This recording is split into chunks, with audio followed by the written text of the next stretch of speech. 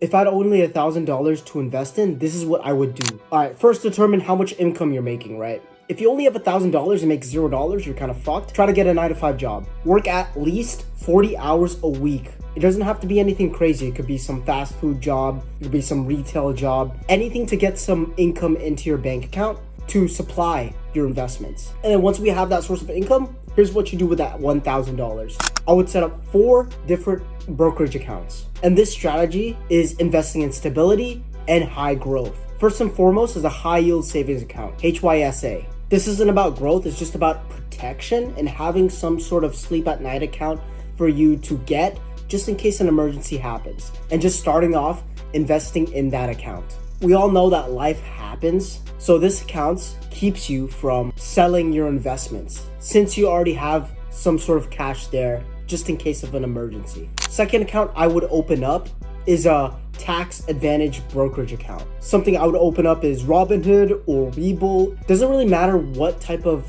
app that you use, just setting up some sort of tax advantage account. This gives you a lot of flexibility in investing as much money as you want into that account. This is not for quick trades or buying low, selling high type of strategy. It's just for long-term ownership and consistent growth. All right, third account I would open up is a Roth IRA. Now this could be in the form of Fidelity or Vanguard. For me, I use the Vanguard app. And the reason why I would open up this account, the money that you put into this account is after tax dollars. But when you take it out, it's tax free. Depending on your income, if you're making less than $140,000 per year, invest up to $7,500 per year. This is updated to 2026. And yes, you take that money out, it's tax free. So it's the lowest hanging fruit and you could get the most returns on. With the second account that's just open, either with Webull or Robinhood, if you take that money out, you'll have to pay capital gains tax in between 15 to 25%. The next account I would open up if I started with $1,000 is another checking account.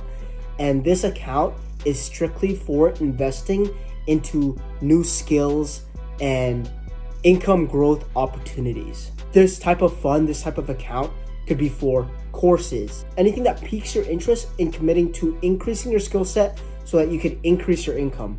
Look, this account isn't for stocks. Most of your returns will be in between 15 to 20% per year on average. But if you invest into yourself, you'll get a much higher return than that. Typically around double, triple, quadruple, or even 10x your money by taking these courses, doing some sort of mentorship, whether it be lead generation for your business, any opportunities like that, just to invest into yourself so that you can increase your income.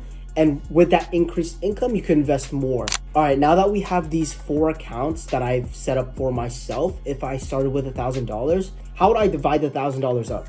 $500 I would immediately put into a high yield savings account. Again, just for life purposes, just in case shit hits the fan. And I don't open this account because it earns the most. It's just something to have as a sleep well at night account. Now we put away $500 into that. That's like half. I'll put $300 into a Roth IRA with ETFs only. I typically invest in VOO, VTI, so you could invest in that. But I would recommend one ETF that you invest in with that $300. Just keep it simple. That $1,000 is not a lot of capital, so we want to be resourceful here.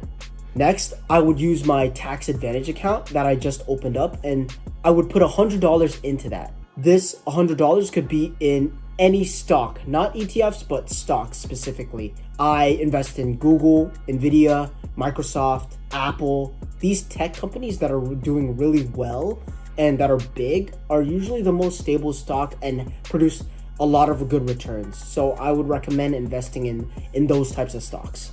And invest in one, so pick one for that $100. And then with the remaining money that you have, I would put that $100 into skills and acquisition, certifications, courses, mentorship, or just saving up that money since it's not a lot of money to begin with, and having that fund there so that when you do have that income coming in, you could divide it up. This $1,000 isn't meant for you to get big returns at the start. This is about building systems and making sure we're repeating the actions every single day. So that type of framework that I just listed, if I started with $1,000 is what I'm doing right now to get much higher returns later on within the next 1, 2, and 3 years. This is the same exact system that I'm using right now, but just multiplying those numbers over and over and over to get more of a higher return within the next 12 months. The more you earn, the more you could invest into these 4 different systems.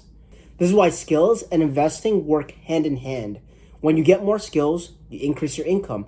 And once you increase your income, you could increase your investments. And that repeats like a full circle over and over and over again, multiplying that amount that you could invest in, either through the market or yourself.